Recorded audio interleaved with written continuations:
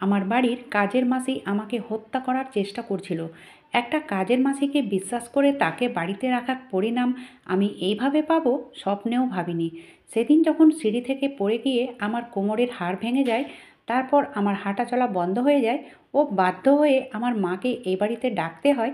আমার মা যদি এ বাড়িতে না আসতো, তাহলে আমি কাজের মাসির ব্যাপারে কোনো দিন কিছু জানতে পারতাম না। আমার নাম মিনু ও আমার বরের নাম অজিত। আমি খুব বড়লোক ঘরের মেয়ে ছিলাম।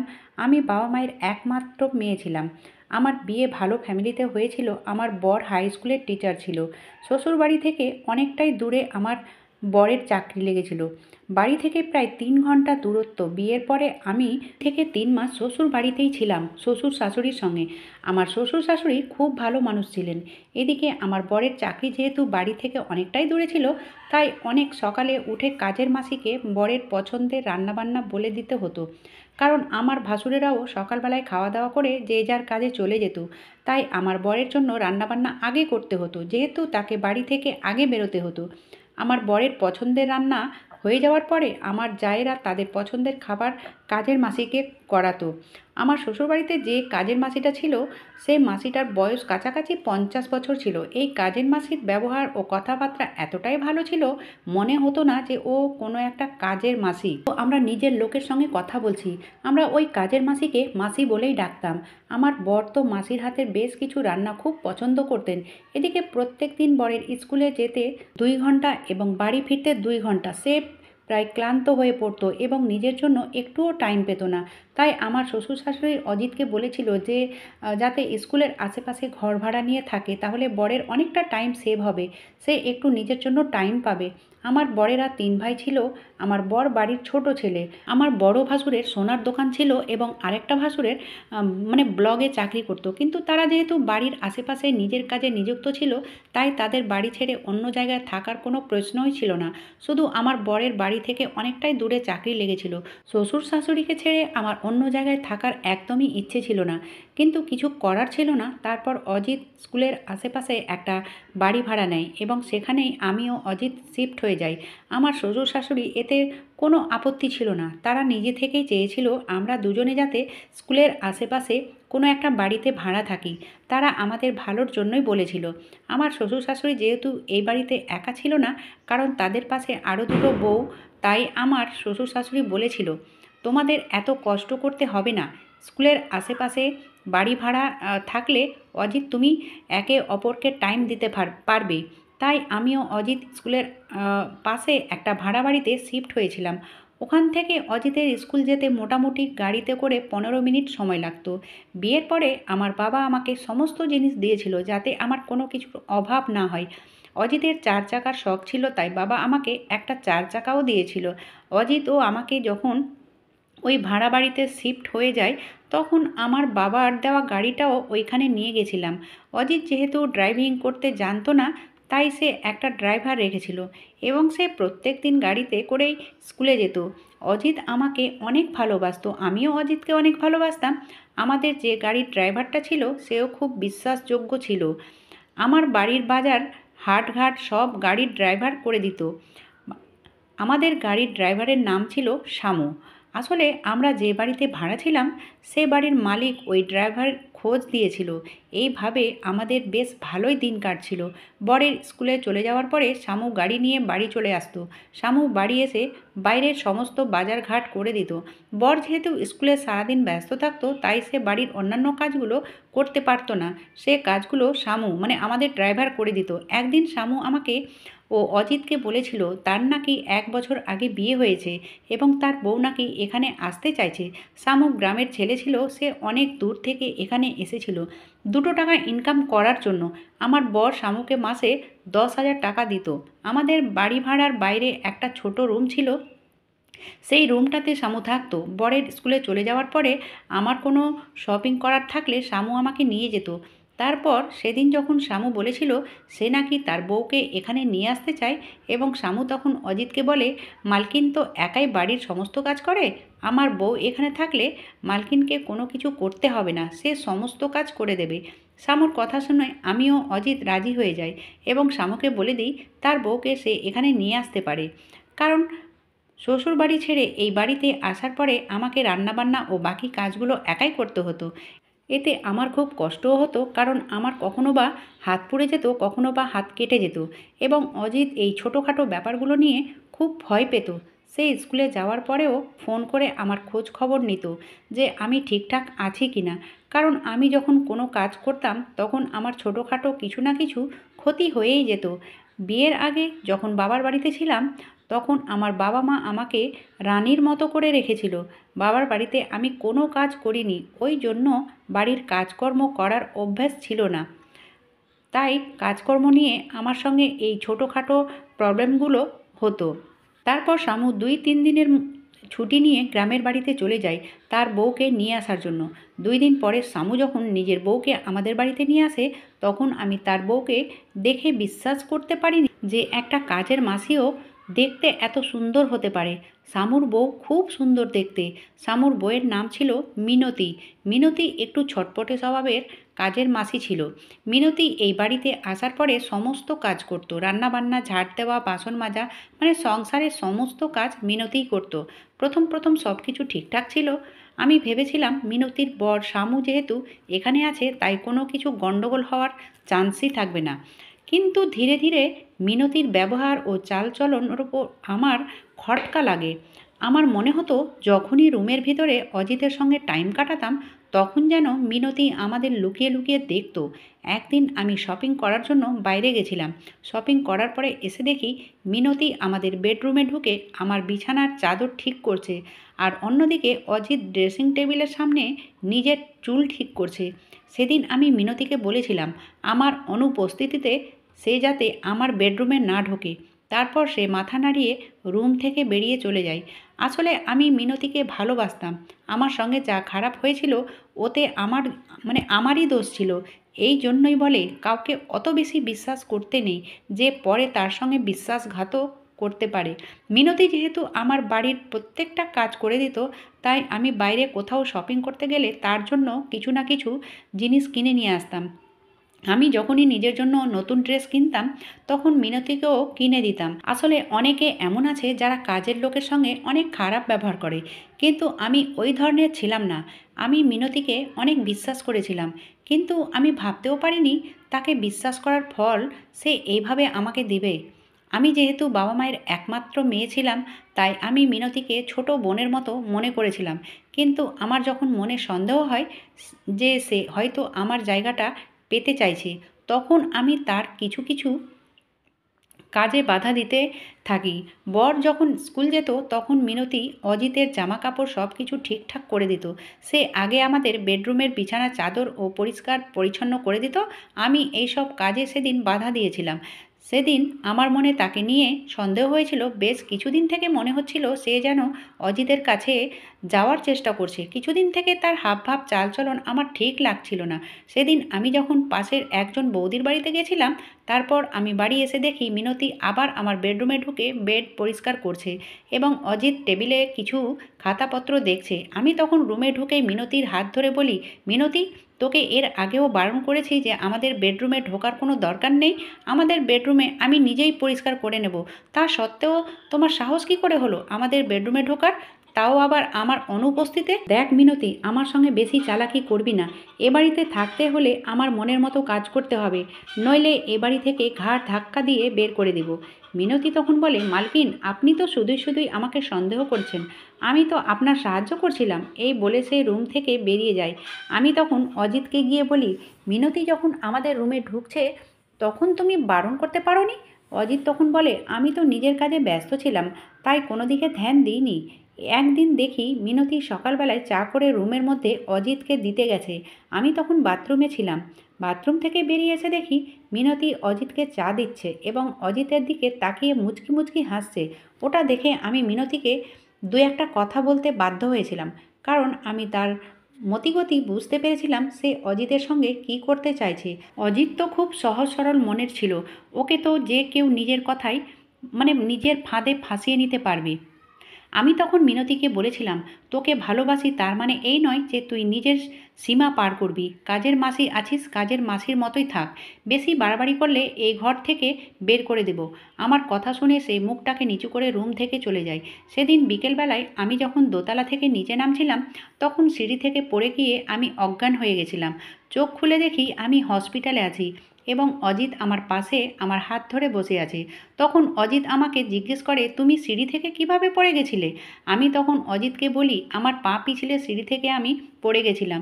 সিঁড়ি থেকে পড়ে গিয়ে শুধু কোমর নয়, আমার মাথাতেও আঘাত লেগেছিল এবং আমার মাথা ফেটে গিয়ে মাথা থেকে রক্ত বেরিয়েছিল।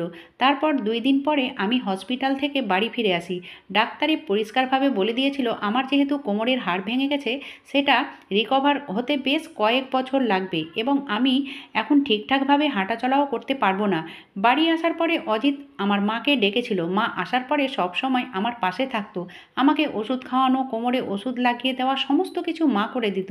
ওইদিকে আমি মিনতিকে বলেছিলাম, দেখ মিনতি, আমার অবস্থা খুব খারাপ, আমার বাড়িটাকে এবার তোকে সামলাতে হবে।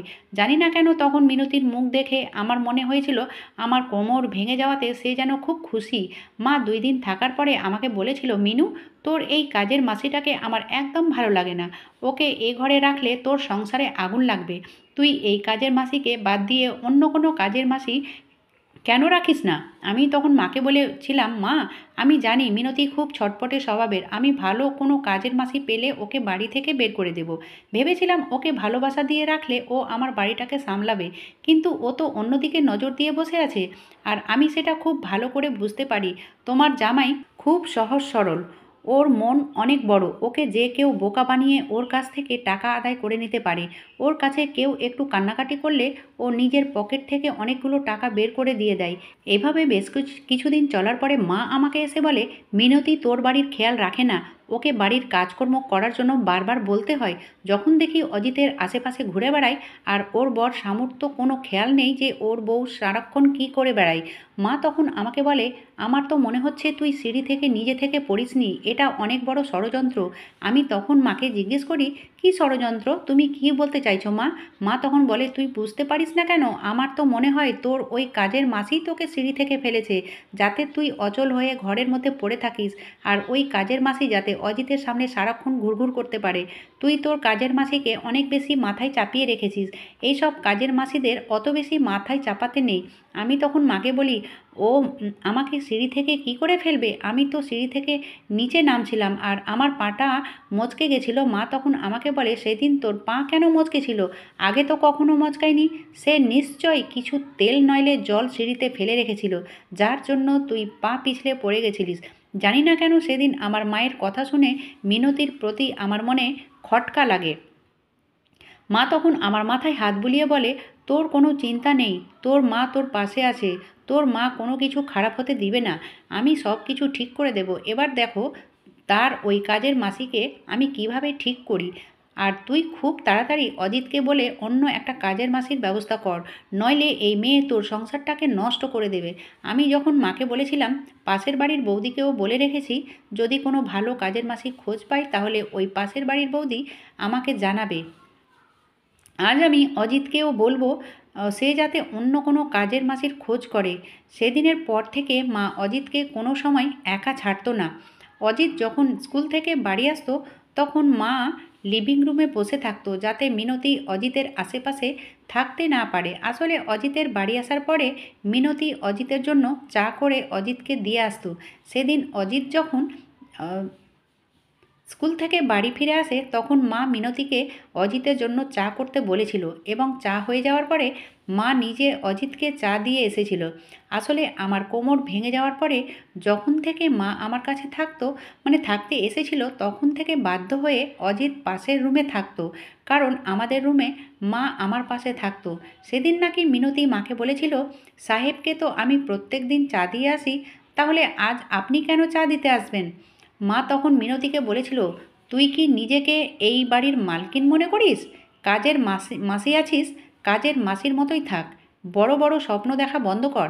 তারপর সেদিন রাতের বেলায় খাওয়া দাওয়া সেরে মিনতি যখন থালা বাসন মেজে নেয়, মা তখন মিনতিকে বলেছিল, বাড়ির সমস্ত কাজ হয়ে গেছে, তুই এবার যেতে পারিস। আসলে মিনতি বাড়ির সমস্ত কাজ করার পরে রাতের বেলা দরজাটাকে লাগিয়ে বাইরের ঘরে চলে যেত, কারণ ওই বাইরের ঘরে তার স্বামী স্ত্রী থাকতো, মানে শামু ও মিনতি। তারা দুইজনে ওই বাইরের ঘরে থাকতো।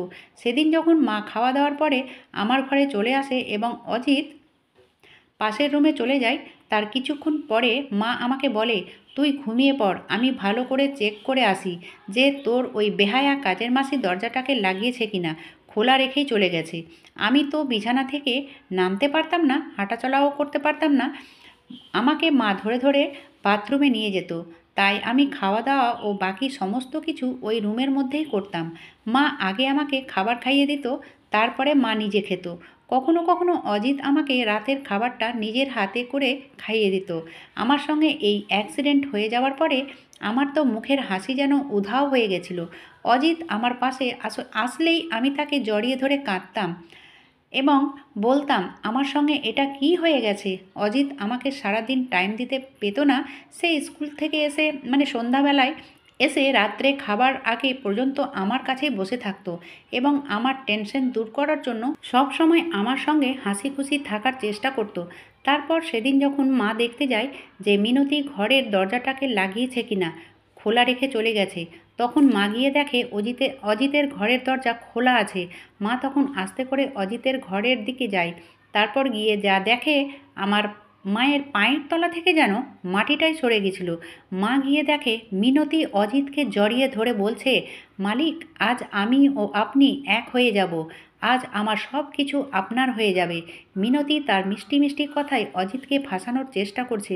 ওটা বলে যখন মিনতি নিজের শাড়ি খুলতে শুরু করে দেয়, ঠিক ওই সময় মা ঘরের ভিতরে ঢুকে মিনতির চুলের মুঠি ধরে তাকে 2-3টে থাপ্পড় মারে এবং বলে, তোর সাহস তো কম না, তুই একটা কাজের মাসি হয়ে আমার মেয়ের সংসারে আগুন লাগাতে চেয়েছিস। ওকে তো আমি প্রথম দিন দেখেই বুঝে গেছিলাম তুই একটা চরিত্রহীন মহিলা। এখানে তোর স্বামী আছে, তা সত্ত্বেও তুই অজিতকে ফাঁসানোর চেষ্টা করছিস। ভুলে যাস না তুই একটা কাজের মাসি। তোর সাহস কী করে হলো আমার জামাইকে ফাঁসানোর? মিনতি তখন বলে, আমি কাজের মাসি হতে পারি, কিন্তু আপনার মেয়ের থেকে অনেক সুন্দর দেখতে। আর সাহেবকে আমি ফাঁসাবো কেন? সাহেব কি ছোট বাচ্চা নাকি? সাহেবও তো আমাকে পছন্দ করে। মিনতির মুখ থেকে ওই কথা শুনে আমার মা তখন অজিতকে বলে, ছি, তুমি একটা শিক্ষিত মানুষ আর তুমি কিছুক্ষণের মনের চাহিদা মেটানোর জন্য নিজের ক্লাস, নিজের স্টেটাস সব কিছু ভুলে গিয়ে একটা কাজের মাসির সঙ্গে মুখ কালো করতে চেয়েছিলে। ছি ছি, আমি যদি তোমার বাবা মাকে তোমার ব্যাপারে এসব কথা বলি তাহলে ওদের কী অবস্থা হবে একবার ভেবে দেখেছো? ওদের লজ্জা লাগবে তোমাকে নিজের ছেলে বলতে। অজিত তখন মায়ের হাতে পায়ে ধরে বলে, মা, আমি অনেক বড় ভুল করে ফেলেছি। আমি এই মিনতির কথার ফাঁদে পড়ে গেছিলাম। আপনি এই কথাগুলো মিনুকে বলবেন না। আমি আপনার হাতে পায়ে ধরছি, আপনি এই কথাগুলো কাউকে বলবেন না। আমার থেকে অনেক বড় ভুল হয়ে গেছে। আমার মা তখন অজিতকে বলেছিল, ঠিক আছে, তুমি যখন ভুল করে ফেলেছো তাহলে এই কাজের মাসিকে কাল সকাল হওয়ার আগে এই বাড়ি থেকে দূর করবে। আমি এর মুখ আর দেখতে চাই না। ঠিক ওই সময় আমার মা মিনতির বর শামুকে ডেকে মিনতির ব্যাপারে সব কথা বলে দেয়।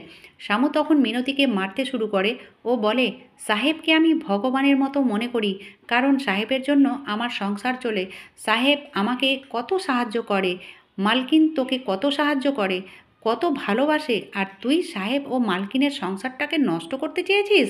মা তখন বলে, তোদের এইসব নাটক আমি আর দেখতে চাই না। তাই কাল সকাল হওয়ার আগে তোরা দুজন এই বাড়ি থেকে বেরিয়ে যাবি। ঠিক ওই সময় মিনতি তার হাতের কাছে টেবিলে রাখা ফুলদানিটাকে হাতে নেয় ও বলে, আমি সবকে মেরে ফেলবো। আমি এই বাড়ি থেকে কোথাও যাব না। আমার ও সাহেবের মাঝখানে আমি কাউকে আসতে দেব না। আমি অনেক কষ্ট করে সাহেবকে নিজের মিষ্টি কথায় ফাঁসিয়েছি। আমার ও সাহেবের মাঝখানে কাউকে আসতে দেব না। আমার বড়লোক হওয়ার স্বপ্ন পূরণ হবে। তারপর মিনতি আমার মায়ের দিকে এগিয়ে এসে বলে, এই বুড়ির জন্য আমার সব প্ল্যান বেকার হয়ে গেছে। আমি তো আগে এই বুড়িকেই মেরে ফেলবো। আজ এই বুড়ি না থাকলে আমার প্ল্যানটা কাজ করত। আমি সাহেবকে নিজের জালে ফাঁসিয়ে নিতে পারতাম, কিন্তু আমাকে এই বাড়ি থেকে কেউ দূর করতে পারবে না। আমি এ বাড়ির আসল মালকিন। এই কথা বলে সে যখন আমার মায়ের মাথায় ফুলদানি দিয়ে মারতে যায়, তখন অজিত তার হাত ধরে নেয় ও বলে, আমি অনেক বড় ভুল করেছি। তোর মতো কাজের মাসির মিষ্টি মিষ্টি কথায় ফেঁসে আমি তো ভাবতাম তুই এগুলো টাকার জন্য করছিস, তাই আমি তোকে মাঝে সাঝে টাকা দিতাম, কিন্তু এখন বুঝতে পারছি তুই তো এ বাড়ির রানী হওয়ার স্বপ্ন দেখছিস। আমি অনেক বোকা ছিলাম যে তোর মতো কাজের মেয়ের কথাই আমি ফেঁসে গেছিলাম। মিনতি তখন বলে, আচ্ছা, তো এখন সবাই সব কিছু জানতে পেরেছে, তাই আপনি আমার মাথায় সব দোষ চাপিয়ে দিতে চাইছেন? কেন? আপনিও তো আমাকে বলতেন যে আমার সঙ্গে টাইম কাটাতে আপনার ভালো লাগে। আজ কি হলো? আমি তো আপনার জন্যই মালকিনকে সিঁড়ি থেকে মেরে ফেলার চেষ্টা করেছিলাম। আমি এই সব কিছু আপনাকে পাওয়ার জন্যই করেছি, আর আজ আপনি আমাকে দোষারোপ করছেন। মিনতি নিজে স্বীকার করেছিল যে সে সিঁড়ি থেকে সরিষার তেল ফেলে রেখেছিল যাতে আমি সিঁড়ি থেকে পড়ে গিয়ে মরে যাই এবং যাতে অজিতকে বিয়ে করে এ বাড়ির মালকিন হতে পারে। মিনতি যখন নিজের মুখে এই কথাগুলো স্বীকার করে যে আমাকে হত্যা করার চেষ্টা করেছে, তখন আমার মা বলেছিল, তুই আমার মেয়েকে মেরে ফেলার চেষ্টা করেছিস, তোকে আমি ছাড়বো না। ওই কথা বলে মা যখন পুলিশকে ফোন করতে যায়, তখন শামু মায়ের হাতে পায়ে ধরে বলেছিল, মালকিন, পুলিশকে ফোন করবেন না, আমি একে নিয়ে এক্ষুনি এখান থেকে গ্রামের বাড়ি ফিরব এবং আপনাদের কোনোদিন আমাদের মুখ দেখতে হবে না। আমার মা একমাত্র শামুর কথা শুনে তার বউকে ছেড়ে দিয়েছিল। তারপর শামু মিনতিকে অনেক মারধর করেছিল এবং বলেছিল, তোর মাথায় এই যে বড়লোক হওয়ার ভূতটা চেপেছে, ওটা আমি শেষ করে দেব। তারপর সবার সামনে সে মিনতিকে অনেক মেরেছিল এবং বলেছিল, ও যদি এই পাগলামি না ছাড়ে তাহলে শামু নিজে পুলিশকে ফোন করে মিনতির ব্যাপারে সব কথা বলবে। তারপর মিনতি নিজের ভুল বুঝতে পেরে সে পুলিশের ভয়ে শামুর সঙ্গে তাদের গ্রামের বাড়ি যেতে রাজি হয়। সেদিন রাতের বেলায় শামু তার বউকে নিয়ে গ্রামের বাড়ি চলে যায়। সেদিন রাতে ঘটে যাওয়া এই ঘটনাগুলো আমি কিছুই জানতে পারিনি, কারণ আমি তো ঘুমের ওষুধ খেয়ে শুয়ে পড়তাম। এই ঘটনার মা সুস্থ হয়ে যাওয়ার পরে আমাকে গল্পের মতো বলেছিল, আর আমার সঙ্গে ঘটে যাওয়া এই গল্প আজ আপনাদেরকে বললাম। ওই ঘটনাটা হতে আজ 5 বছর হয়ে গেছে। আমি এখন আগের থেকে সুস্থ আছি। আমি এখন নিজের কাজে নিজের কাজ নিজেই করতে পারি এবং হাঁটাচলাও করতে পারি। অজিত আমাকে চেন্নাই নিয়ে গেছিল এবং সেখানে আমার ট্রিটমেন্ট করিয়েছিল। ওই ঘটনাটা হওয়ার পর থেকে মা আমাকে বারণ করেছিল যে কোনো ইয়াং কাজের মাসিকে বাড়িতে রাখবি না। ওই ঘটনাটার পরে আমি আমার শ্বশুরবাড়িতে যে কাজের মাসিটা ছিল সেই মাসিকে আমার কাছে নিয়ে এসেছিলাম। ওই মাসি আজ 5 বছর থেকে আমাদের কাছে আছে এবং মায়ের মতো করে আমাদেরকে সেবা করে। সব কাজের মাসি যে খারাপ হয় তা নয়, কিছু কিছু কাজের মাসির নিয়ত খারাপ হয়ে যায়। আমি যেহেতু মিনতিকে অনেক ভালোবাসতাম, সে ওই ভালোবাসার সদ্ব্যবহার করেছিল এবং আমাকে ঠকিয়েছিল। এই জন্যই বলে, কাউকে অত বেশি মাথায় চাপাতে নেই যে পরে সে মাথা থেকে আর নামতেই চাইবে না। আপনারা যদি এই ভুলটা করে থাকেন তাহলে এই গল্পটা শোনার পরে আপনারাও সচেতন থাকবেন। বন্ধুরা, আজকের গল্পটা এখানেই শেষ করছি। গল্পতে কোনো ভুল ত্রুটি থাকলে ক্ষমা করে দেবেন এবং গল্পটি ভালো লাগলে লাইক, শেয়ার, সাবস্ক্রাইব করতে ভুলবেন না। ধন্যবাদ।